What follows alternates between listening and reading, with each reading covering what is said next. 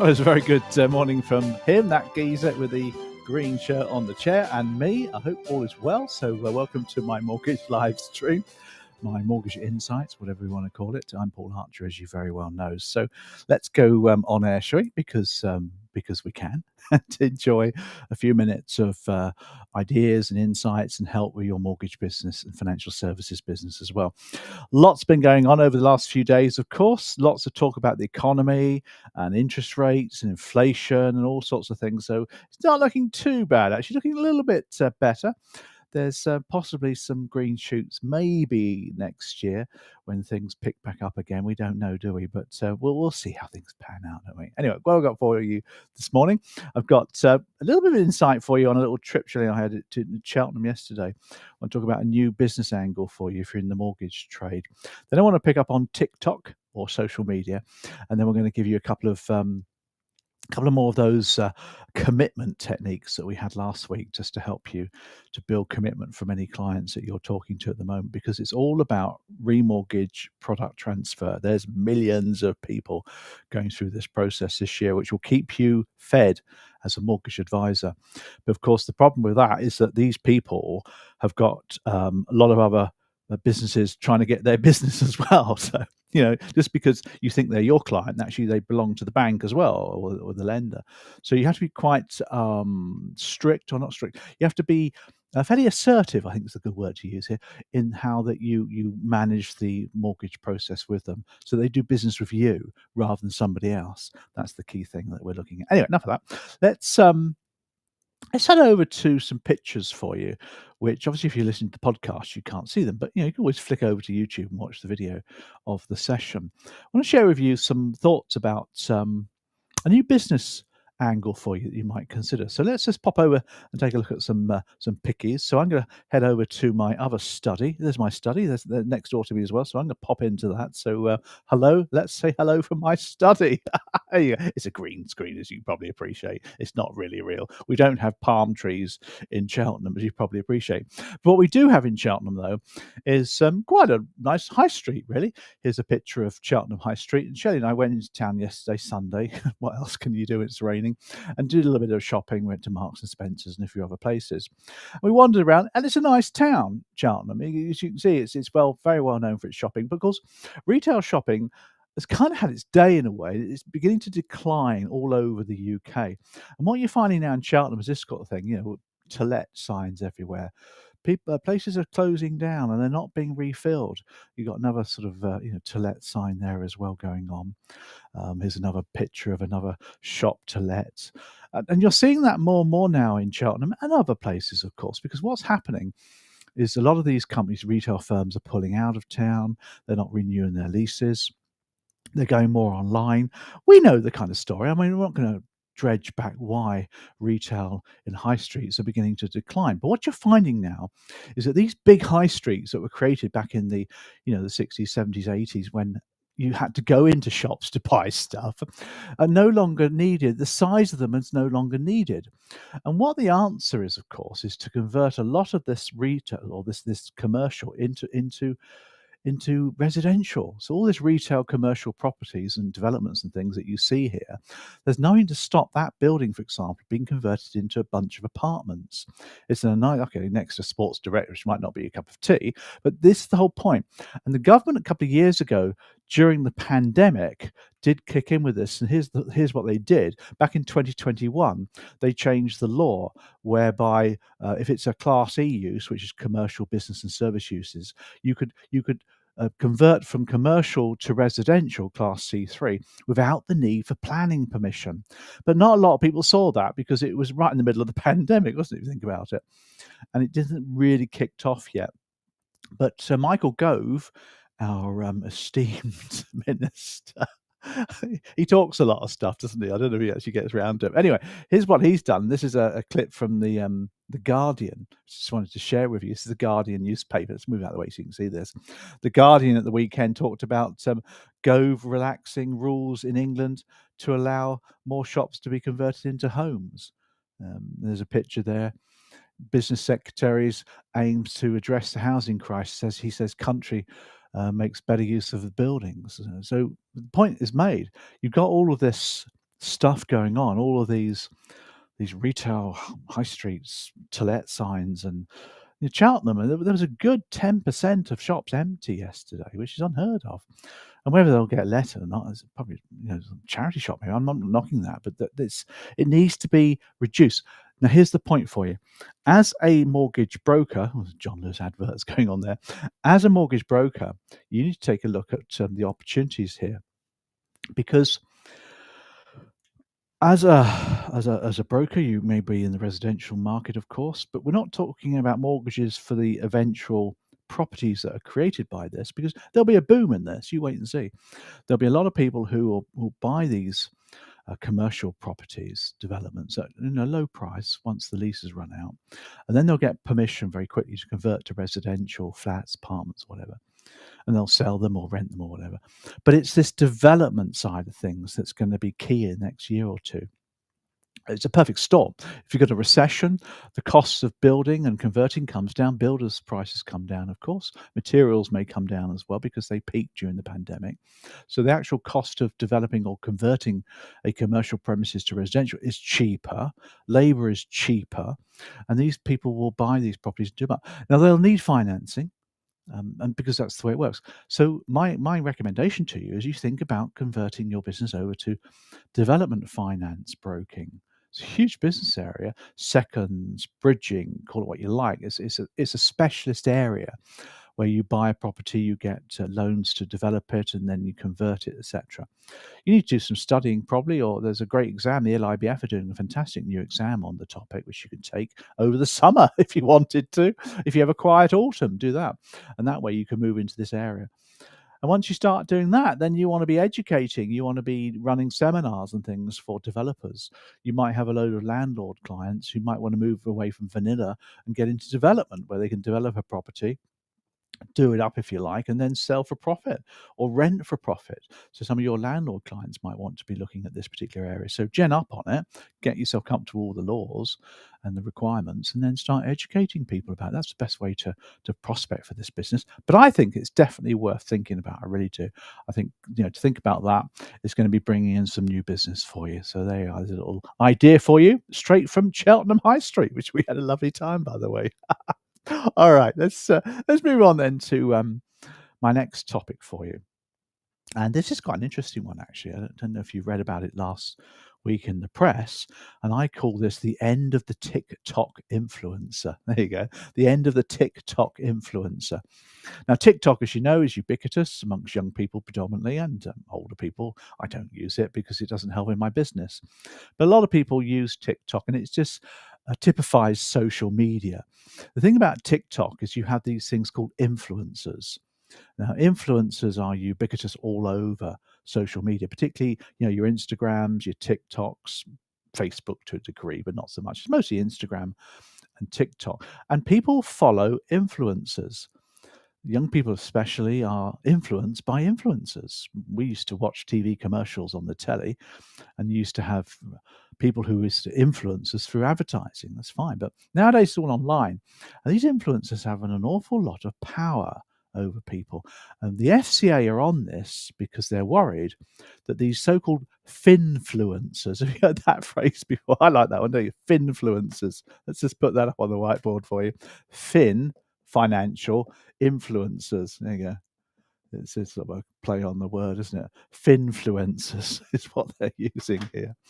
Anyway, enough of that. The point is, though, that these finfluencers have a lot of clout and a lot of ability to promote financial services products to people, particularly younger people, who are being taken by it.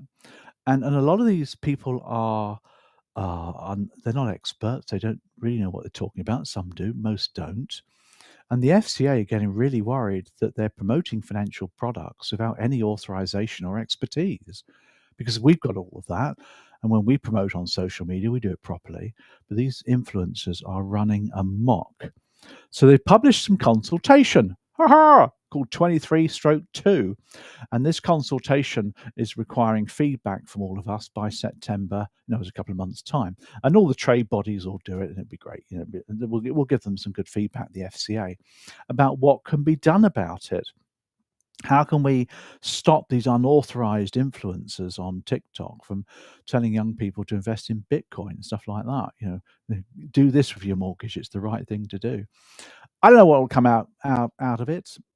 I, I think the FCA will come out with some new rules around social media and how authorized advisors promote themselves on social media. I think there'll be a whole raft of new rules, which will be great for compliance departments. They love all of that because consumer duties kind of come to an end in July, so they've got this new thing to work on, and that will produce more bureaucracy probably for us when we're promoting on social media. I bet it does, and okay, I get that. Maybe it needs to be modernized, the financial promotions rules. What they're trying to do, of course, is to stop these TikTokers from doing it. Will they be able to do that? I doubt it. It's a bit like the Wild West, isn't it? Will they get these people? Have the FCA got enough staff to monitor it all? Because there's thousands of influencers. Whether they'll educate and encourage people online to be careful what they do, whether they're doing something illegal or immoral or whatever, maybe they will make some headroom on that one. I don't know. I think it'll just carry on as it is, and we probably will end up having more rules and regulations. But that's just looking at it negatively. Let's look at it positively to see what can be done about it. So, who are the famous ones? I got some Tashan Dond is one. Crypto Mason, I like him. Crypto Mason is another one.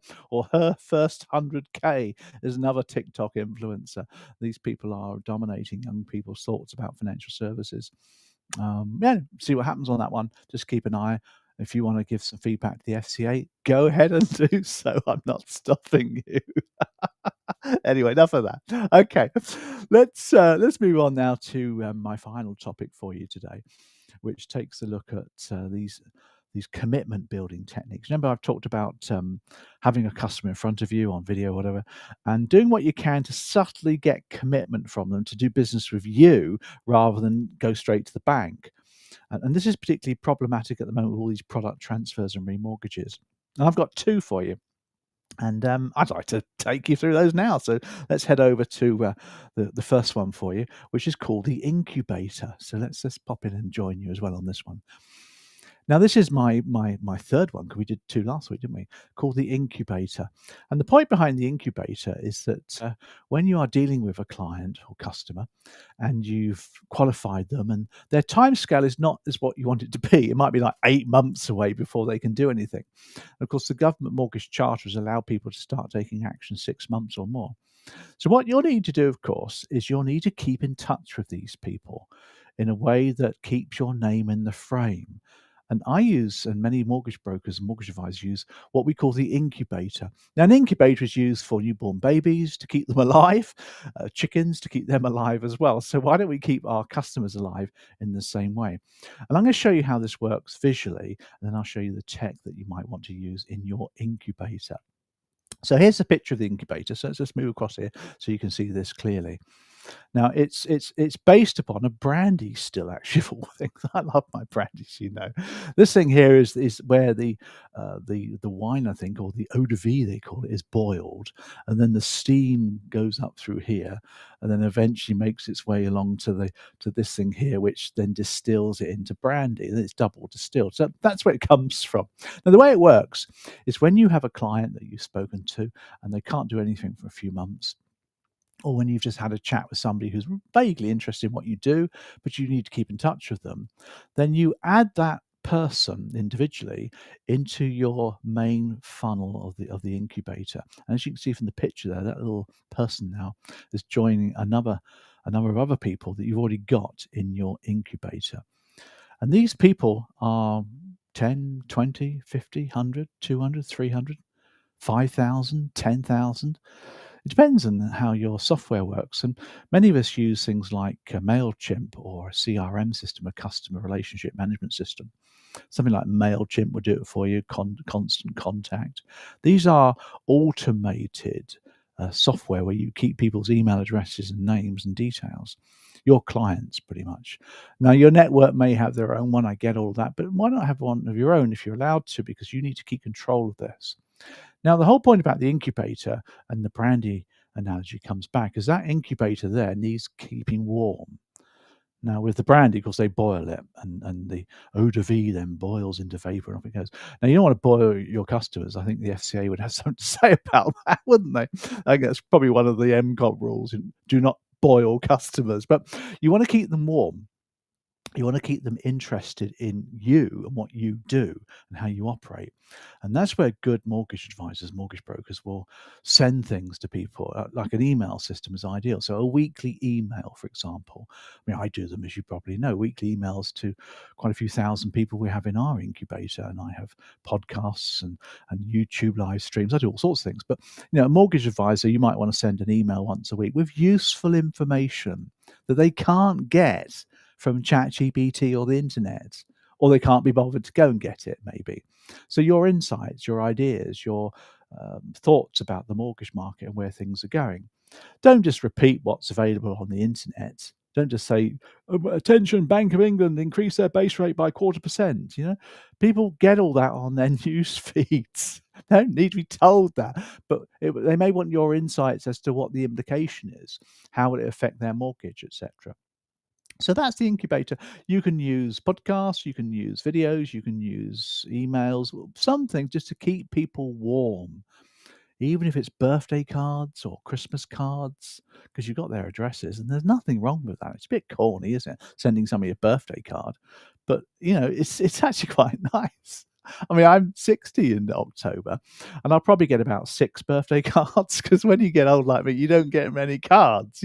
When you're a kid, you get loads, don't you? So getting a card from my financial advisor is actually quite nice. So think about that. So anything you can do, just keep in touch with people. Now, here's the point behind the incubator. Because you're just keeping in touch with people en masse by using technology, you're not speaking to people individually. You will do. You'll have diary notes to contact people according to when their fixed rate's coming up, etc. But people will reach out to you when they get to know you and trust you and like you.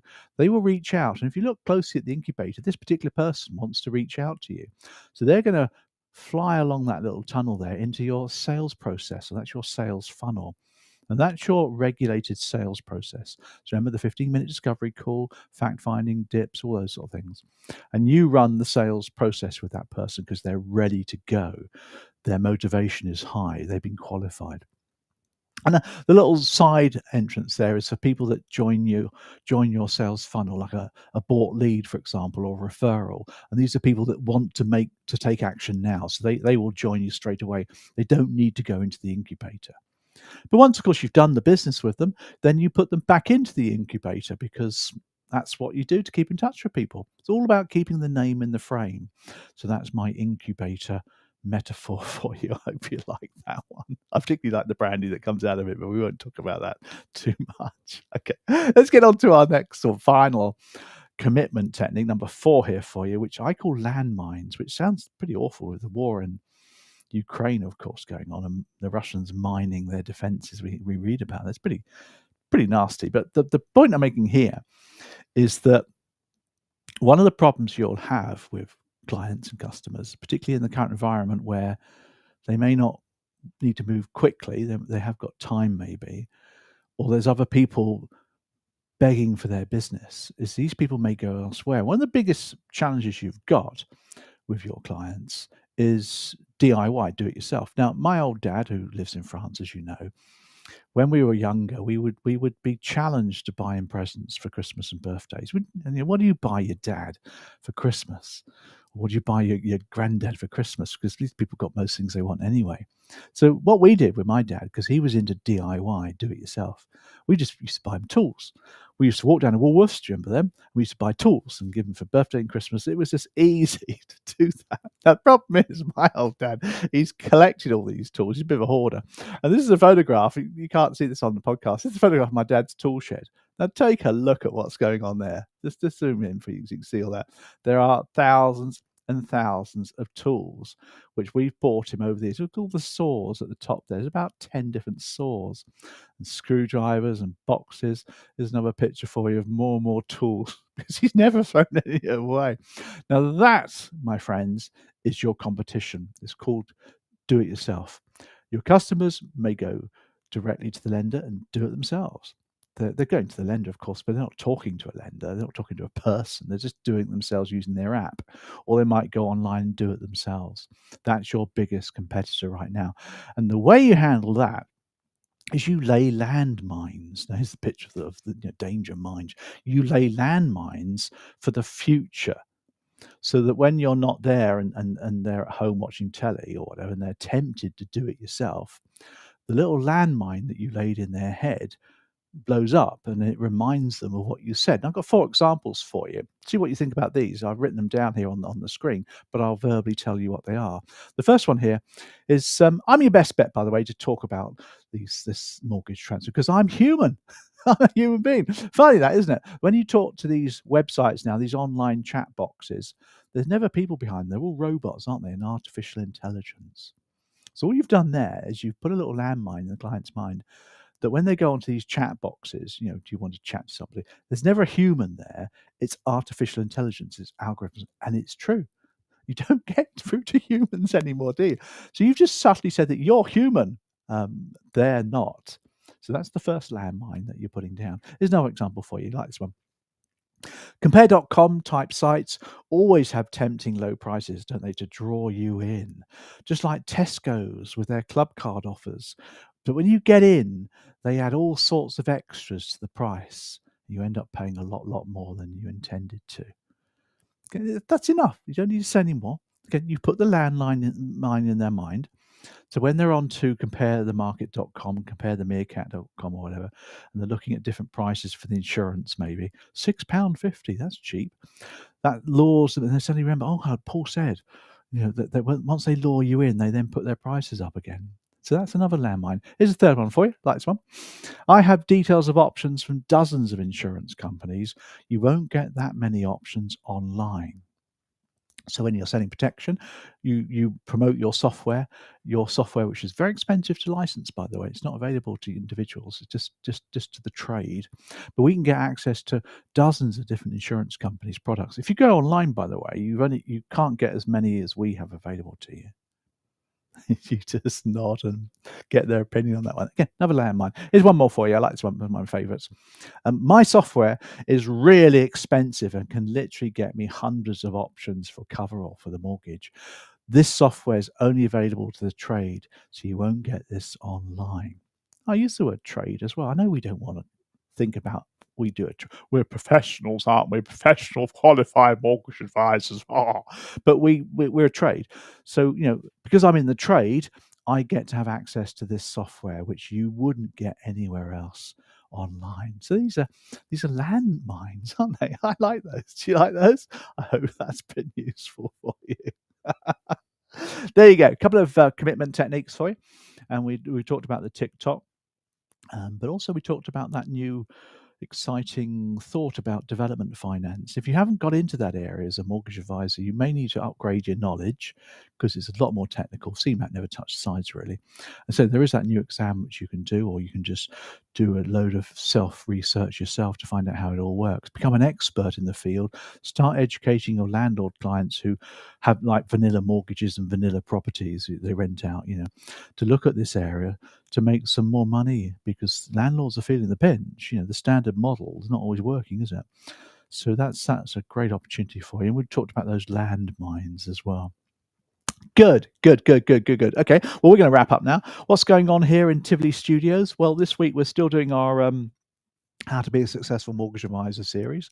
If you've got any new people coming into your business, you might want them to watch the videos, which explains how becoming a successful mortgage advisor, what you need to know. On Saturday morning, we've got the podcast live, which is taking you through the first part of CMAT 1. We're giving that a bit of a refresh. So we're talking about products, investments, pensions, all those good things for you as well. So we've got that coming up. Again, we're refreshing all of our material in the next couple of weeks, and we're introducing some new products as well, which is very exciting. Got some new test packages coming up online, so you can just go online and do tests. Keeping our prices low. We're going to keep them all frozen pretty much throughout the autumn, because we want as many as you to do your exams now as you can, so when the mortgage market does bounce back, which will be next year, this autumn won't be particularly busy. The remortgage market will be busy, and the product transfer market will be busy. I'll keep you well fed, and the development marketplace. But the buying and selling of houses won't kick in, I don't think, till next year. We've got the new election coming in, so things could certainly move forward in the right way. Anyway, enough of that. I hope you enjoy the rest of your day. I'm sure you will do. As always, remember, if you're not on my database and you want to come on the member list, just scan that barcode, get onto the member list. We keep you informed of all this free stuff that we're doing as well. So that's all good news all around, isn't it? And other than that, I hope you have a fantastic week and enjoy the rain or holiday or whatever you're doing with your time. And we'll see you next week.